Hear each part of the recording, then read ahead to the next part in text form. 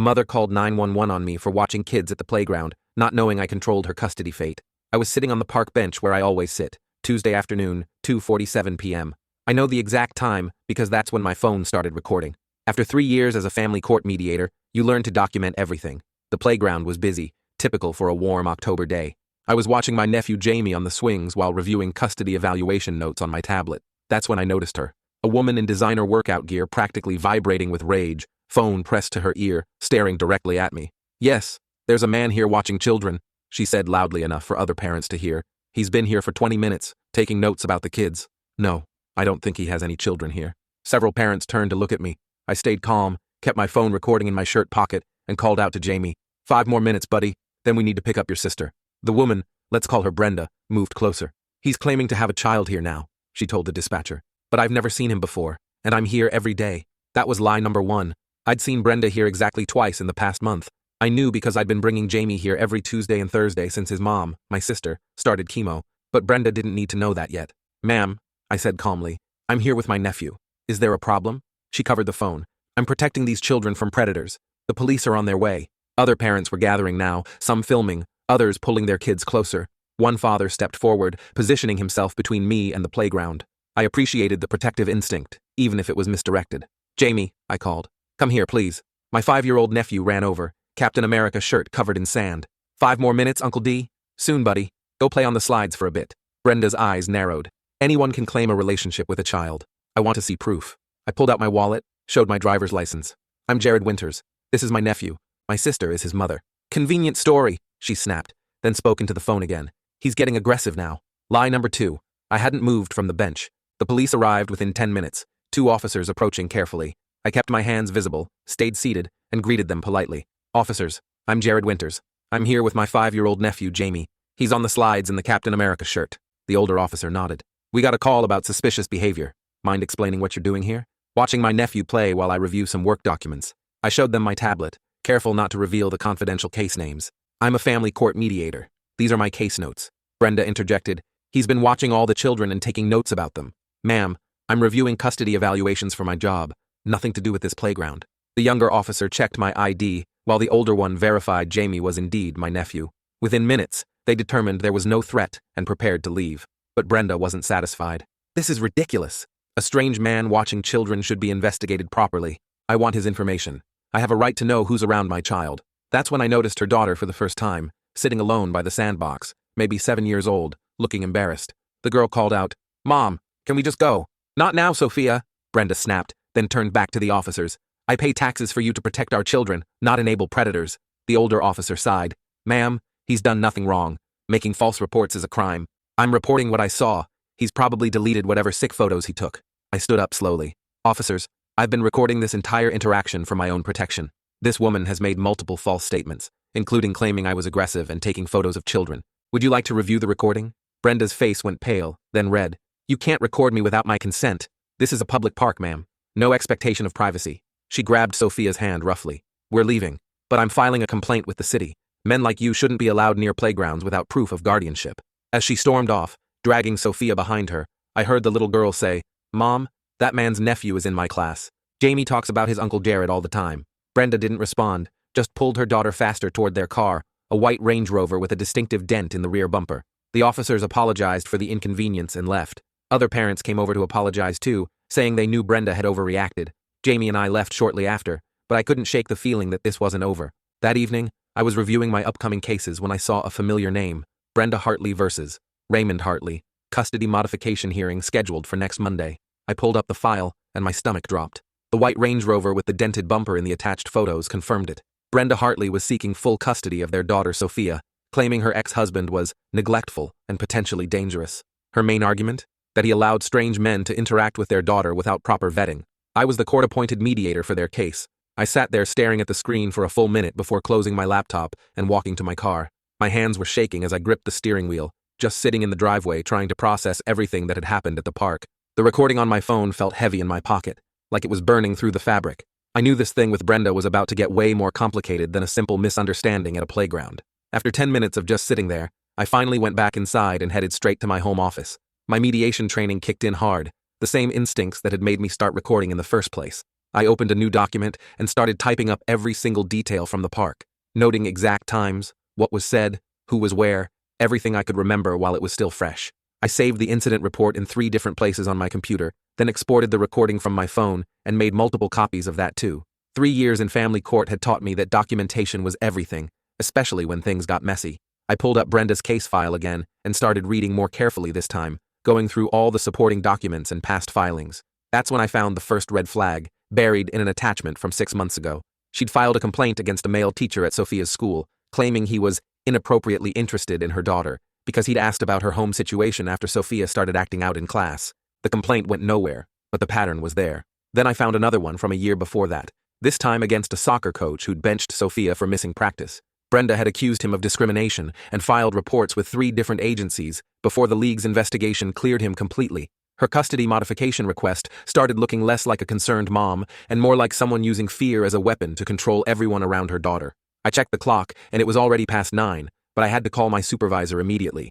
She picked up on the 3rd ring and I explained everything, playing her the recording over the phone while she listened without interrupting. When it finished, she let out a long breath and said, I needed to recuse myself from the case right away. She warned me this could get really messy if Brenda found out I was supposed to be her mediator, but we both knew I had no choice.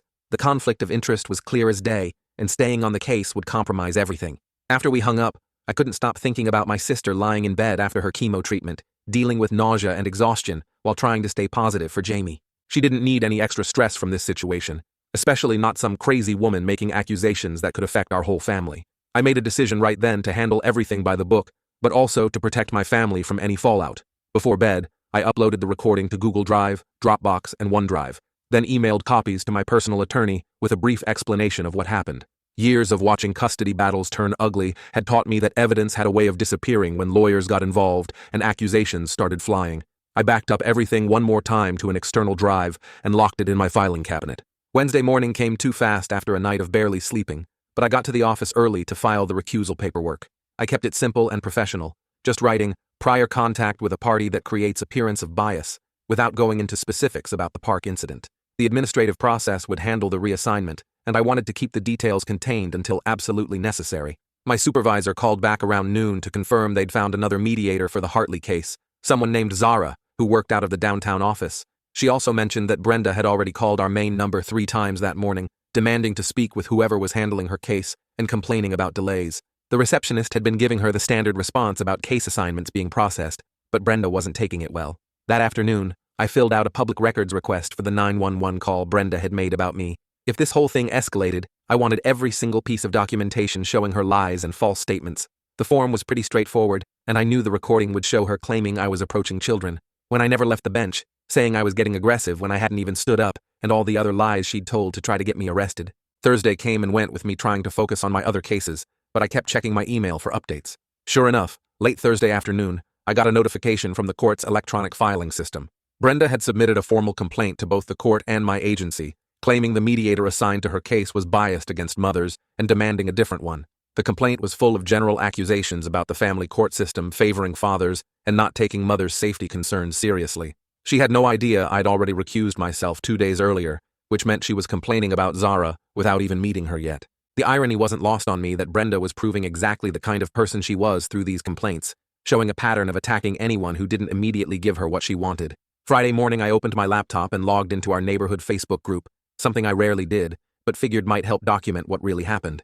I typed a simple post, asking if anyone had witnessed the incident at the park on Tuesday afternoon.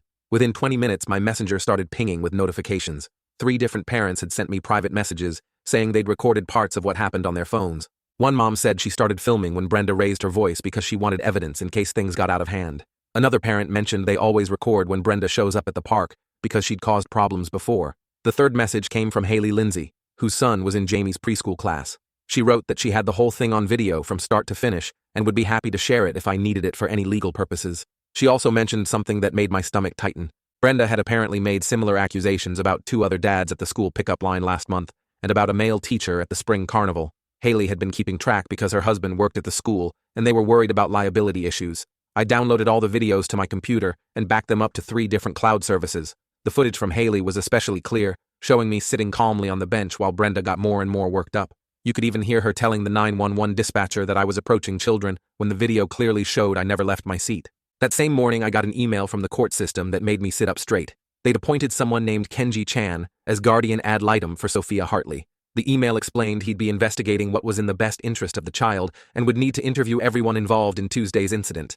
I'd worked with guardians ad litem before in my mediation cases and knew they took their job seriously. Kenji would dig into everything to figure out what was really going on with Sophia. By lunchtime, the local parents' forum was buzzing with posts about drama at the playground, without using any names. Someone had posted asking if anyone else thought certain parents were getting too aggressive about playground safety. The comments section exploded with people clearly talking about Brenda, even though nobody said her name directly. Parents were sharing stories about false accusations and overreactions they'd witnessed. One comment mentioned seeing police at the park earlier that week and wondering what happened. Another parent wrote about how their husband didn't feel comfortable taking their kids to the park alone anymore because of certain people making accusations. The whole thread had over 200 comments by the time I closed my laptop. Around 2 o'clock, I got a call from the records department saying my FOIA request was ready for pickup. I drove downtown and got the CD with the 911 call recording. Back in my car, I listened to it through my phone and had to pull over because I felt sick. Brenda's voice got more and more frantic as she talked to the dispatcher, claiming I was taking pictures of children, that I was moving toward the playground equipment, that I looked like I was waiting for a chance to grab someone. Every single thing she said was a lie, and the recording proved it. She even told them I'd refuse to leave when asked, which never happened because she never asked me to leave. The dispatcher kept asking her specific questions, and you could hear Brenda getting frustrated when her answers didn't match what she'd said before. She claimed I'd been there for an hour, then said 20 minutes, then said she wasn't sure how long. The call lasted almost 15 minutes and got worse as it went on. Monday morning, my supervisor called me into her office and said HR wanted to meet with us. We sat in the conference room while the HR director went through their policies about employees being involved in legal situations. They wanted to make sure I was protected, but also that the mediation office's reputation stayed intact.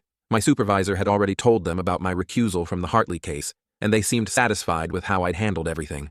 The HR director said they'd provide legal support if I needed it, and suggested I document everything carefully. She also mentioned that they'd received several calls from someone demanding information about their mediators, but hadn't connected it to my situation until now. My supervisor said she'd handle any calls about the incident, and that I should focus on my other cases. They scheduled another meeting for the following week, to check in and see if anything had developed. That afternoon, I got another email from the court about an emergency status conference scheduled for Monday.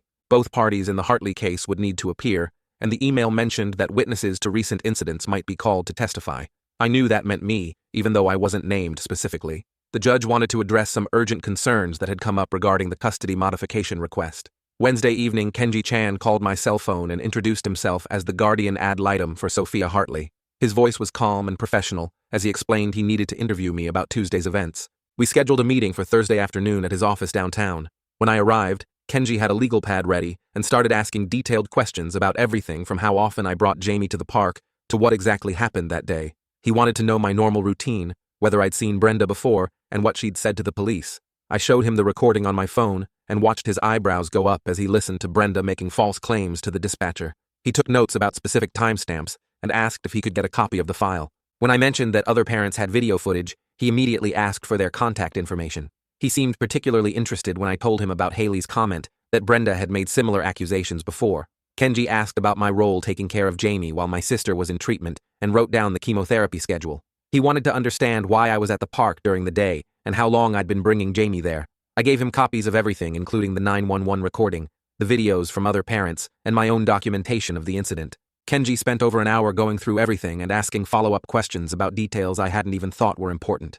He asked if Brenda had ever approached me before Tuesday and whether I'd noticed any patterns in her behavior. When I mentioned she'd only been at the park twice in the past month, despite claiming she was there daily, he made several notes and underlined something on his pad.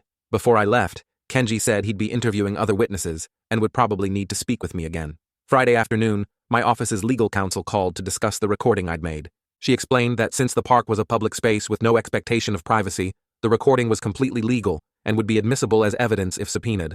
She walked me through the process of submitting evidence to the court and helped me prepare a chain of custody document showing I hadn't edited or altered the recording in any way.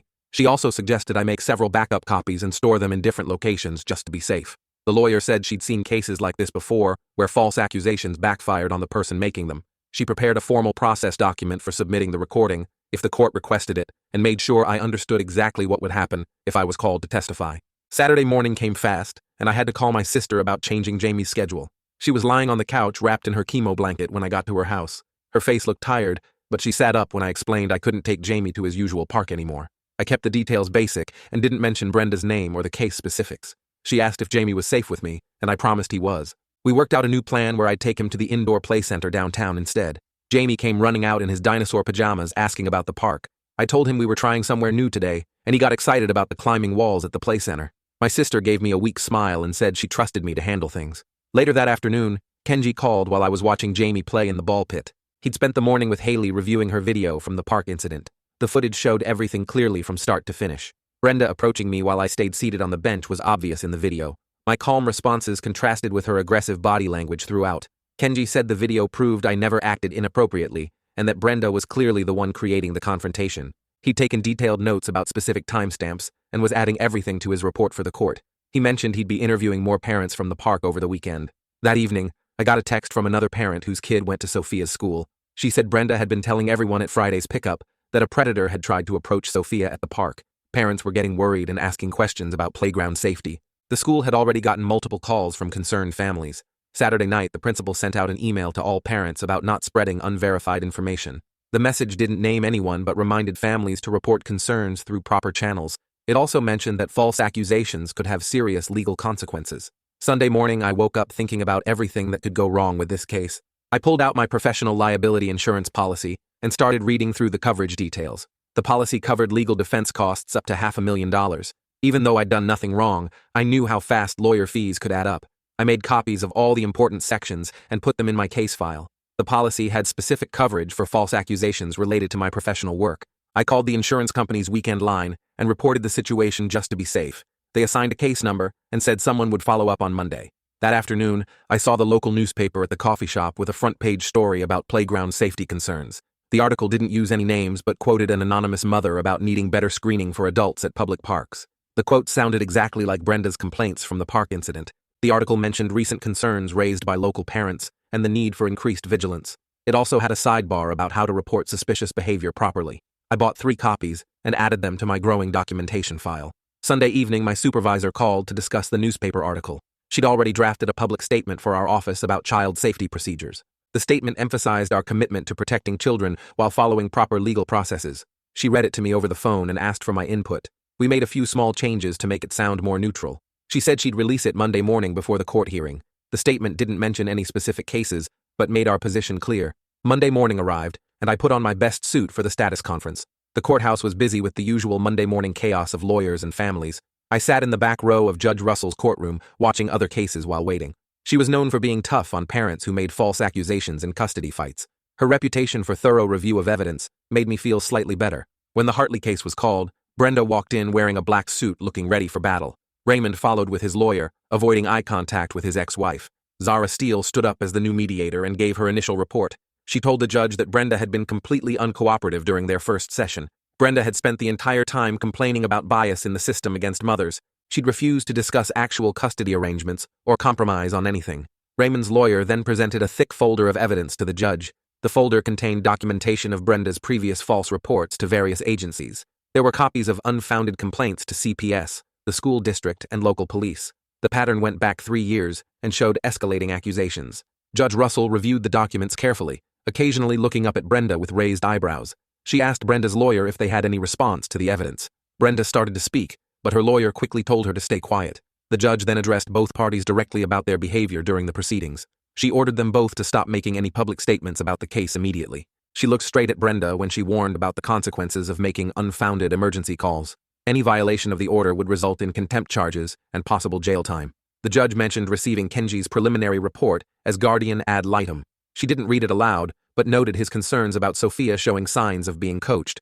The report mentioned the child's unusual fear responses around adult men that seemed learned rather than natural. Kenji had recommended immediate therapeutic intervention for Sophia to address these issues. The judge ordered both parties to cooperate fully with Kenji's ongoing investigation. I wasn't called to testify yet, but the judge acknowledged my presence in the courtroom. She said the court was aware of the playground incident and would address it at the next hearing. For now, she wanted to focus on establishing ground rules for both parents. The hearing ended with strict orders for both parties and a follow-up date set for 2 weeks. I walked out of the courtroom trying to process everything that just happened when footsteps echoed behind me in the parking garage. Raymond caught up to me near the elevator, his face red and tired looking. He shifted his weight from foot to foot before saying he was sorry about what Brenda did at the park. He mentioned Sophia had been coming home from the school crying about bad men being everywhere, asking if every man they passed was dangerous. The elevator doors opened and we both got in, standing on opposite sides while he told me Sophia used to love going places with him, but now she panicked whenever they went to stores or restaurants. 3 days later, my supervisor called me into her office where Zara was sitting with a thick folder of notes. Zara had just finished her first mediation session with Brenda and spent 2 hours listening to her rant about how the whole system was rigged against mothers. She showed us pages of Brenda's written complaints claiming every male professional involved in the case was biased, including the judge's male clerk, who apparently looked at her wrong. My supervisor rubbed her temples and said we needed to document everything moving forward since Brenda was clearly building some kind of discrimination case. That afternoon, I packed up my usual spot at the coffee shop where I like to work and drove to our office building instead. The library on the 3rd floor was quiet and had good Wi-Fi, plus security cameras everywhere, which felt safer now. I spread my files across the big oak table and tried to focus on other cases, but kept checking over my shoulder every few minutes. The security guard walked by twice and nodded at me, probably wondering why I was suddenly working here instead of my usual remote setup. My phone buzzed with an encrypted link from Haley around 4 that afternoon. The video file took forever to download, but when it finally played, everything was crystal clear from her angle near the swings. You could see me sitting completely still on the bench while Brenda marched toward me waving her arms around. The timestamp showed I never stood up until the officers arrived, and you could hear Brenda telling the dispatcher I was being aggressive, while the video showed me not moving at all. I saved the file to 3 different cloud services and emailed my lawyer a copy, just to be safe. The next morning, Kenji called to update me on his interview with Sophia at her school yesterday. He'd brought a child specialist who used dolls and drawing exercises to help Sophia express herself without leading questions.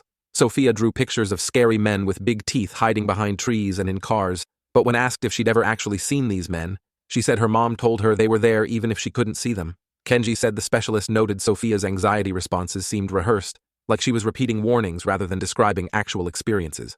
5 days after that, I got a call from the police department about a new complaint Brenda filed. She claimed I was stalking her because we both shopped at the same grocery store on Main Street.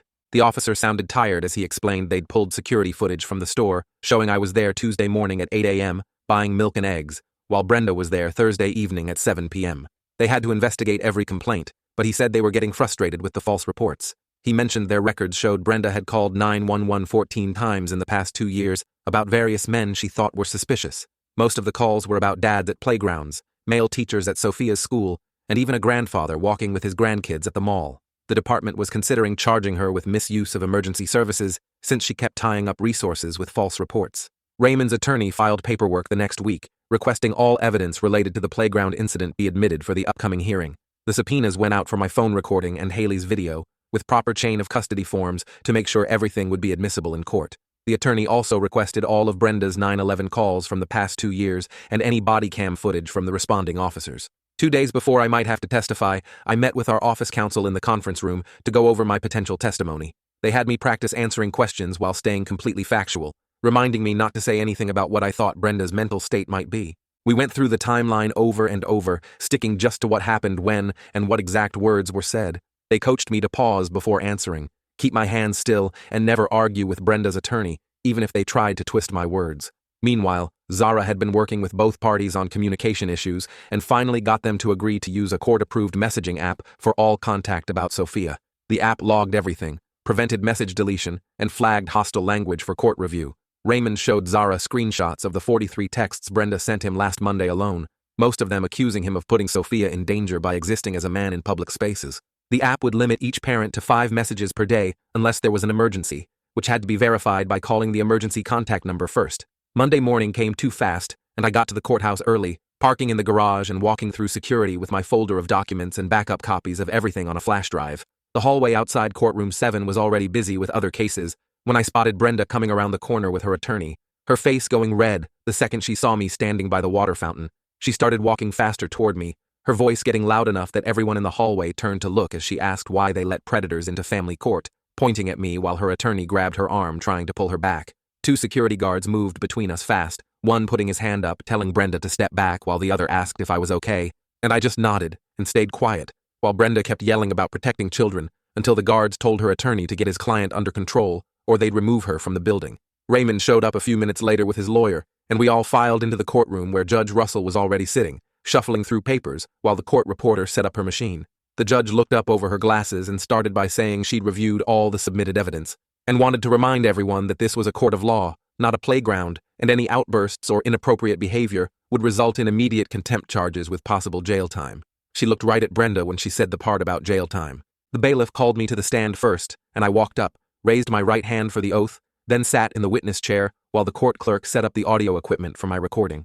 Raymond's attorney asked me to describe what happened at the park, and I stuck to just the facts, starting with the exact time of 2:47 p.m. When my recording began, explaining I was watching Jamie on the swings while reviewing work documents when Brenda approached me on the phone with 911. The attorney had me play the recording, and the whole courtroom listened to Brenda telling the dispatcher I was watching children and taking notes about them, then claiming I was getting aggressive when I hadn't moved from the bench. I pointed out each false statement as the recording played, counting 7 separate lies Brenda told in the 12-minute call. Next, they brought up Haley's video on the courtroom monitor, and everyone watched as it showed me sitting completely still on the bench, while Brenda walked toward me waving her arms, her face twisted in anger, while I stayed calm and kept my hands visible the whole time. The judge leaned forward watching the part where Brenda claimed I was aggressive, then rewound it to watch again how I never even stood up until after the police arrived. Kenji took the stand next with his thick folder of notes and evaluation forms, explaining he'd interviewed Sophia 3 times, observed her with each parent, and reviewed all the school records and therapy notes from the past year. He recommended supervised transitions between parents because Sophia showed extreme anxiety during exchanges, often crying and saying she was scared of bad men her mom warned her about. He said Sophia needed therapy to address what he called transferred anxiety from her mother's fears, and he was concerned about the child's increasing isolation from normal activities because Brenda wouldn't let her go places where men might be present. When Brenda took the stand, her hands were shaking as she held a glass of water, and Raymond's attorney asked her to explain why she told 911 I was taking photos when the video showed I never had my phone out except to record audio in my pocket. Brenda kept saying she was just trying to protect children, but couldn't answer why she lied about me being aggressive or approaching kids when the evidence showed I never left the bench. She started crying when they played the part of the 911 call where she said I was probably deleting photos, and the attorney asked how I could delete photos from a phone that was recording audio in my pocket the whole time. Judge Russell took over questioning and asked Brenda directly about the 14 false reports she'd made to police in 2 years, pulling out a printed list, and reading dates when Brenda called 911 about a grandfather at the mall, a dad at the pool, and 3 different male teachers at Sophia's school.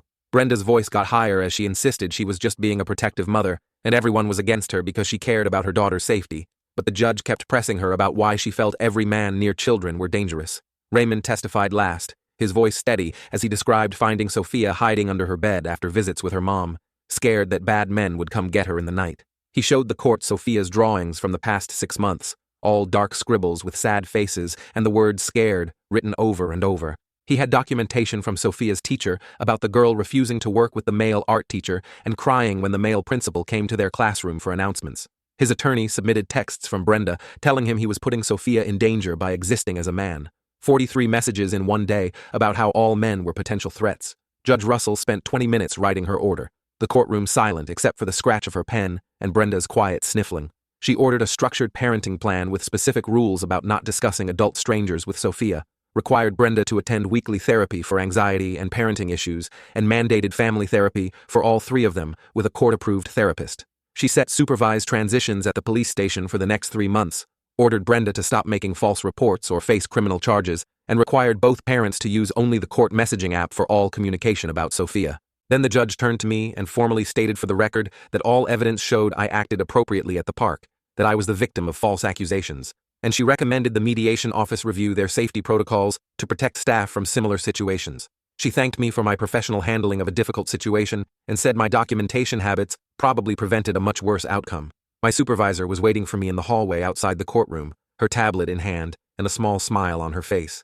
She pulled me aside near the water fountain and told me the office had reviewed everything, including the recording and witness statements. There wouldn't be any disciplinary action against me. She actually seemed impressed with how I'd handled the whole mess, especially the documentation part. She mentioned they might use this as a training example for new mediators about protecting themselves in public settings. I thanked her and started heading toward the exit when Raymond caught up with me near the metal detectors. He stuck out his hand and shook mine firmly, saying he appreciated how I'd stayed professional through everything. He looked relieved, like a weight had been lifted off his shoulders. He told me he was hopeful the court orders would help Sophia see the world wasn't as scary as her mom made it seem. Behind us, I could hear Brenda's attorney talking to her in low, urgent tones near the elevator.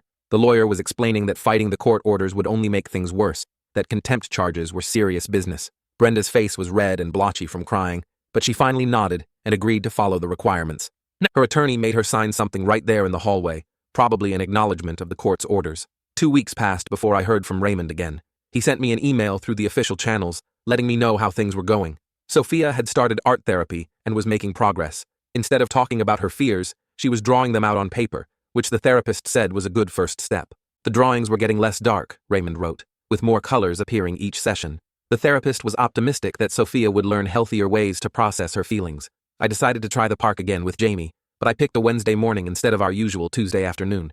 The playground was quieter, mostly moms with toddlers at that time. When we walked through the gate, several parents recognized us and waved. One mom came over and apologized for not speaking up that day with Brenda. Another dad said he'd known something was off about her accusations, but hadn't wanted to get involved. Jamie ran straight for the swings like nothing had ever happened. My sister's chemo treatments were responding well according to her latest scans. The family had gotten together and worked out a schedule, so I wasn't the only one taking Jamie places anymore. My brother-in-law adjusted his work hours to help more, and my parents started picking Jamie up from the school twice a week. Everyone understood now why we needed to be extra careful about documentation and having multiple caregivers involved. The whole thing had scared them too. The local parents' Facebook group had already moved on to new drama, something about parking spots at the soccer field. A few people sent me private messages saying they supported me and were glad everything worked out. One message mentioned that Brenda had apparently made similar accusations about a swim instructor last summer. The community was starting to see the pattern in her behavior. I spent an evening organizing all the documentation from this incident. The original recording went into my cloud storage, with copies on 2 different external drives I kept in separate locations. The witness statements, court documents, and email correspondence all got scanned and filed properly. I made detailed notes about what worked and what I could have done better. The recording habit had saved me from something that could have destroyed my career and reputation. I bought a better quality recorder the next day, one that could clip to my collar and record continuously for hours. Going forward, I'd be even more careful about documenting my time in public spaces with Jamie. The whole experience taught me that being a man around children meant always having proof of your innocence ready. It wasn't fair, but it was reality. I also started checking the names on my upcoming mediation cases more carefully, making sure I wouldn't have any more surprise conflicts of interest. The office implemented new procedures too, requiring mediators to report any public incidents immediately. They created a database where we could log potential conflicts before they became problems. Several other male mediators reached out to share their own close calls and documentation strategies. We formed an informal support group, meeting monthly to discuss safety protocols and share updates about problem individuals in the community. The irony wasn't lost on me that my job was helping families work through conflicts peacefully, yet I'd been targeted by someone using false accusations as a weapon in her own custody battle. At least the system had worked in the end, even if it had been stressful getting there. The documentation, the witnesses, the professional handling of the situation, it all mattered when truth needed to beat lies. All right, that's all from me today. Thanks for sticking with me and letting me throw all my questions out there. Until next time, stay curious. Like the video, it helps more than you think.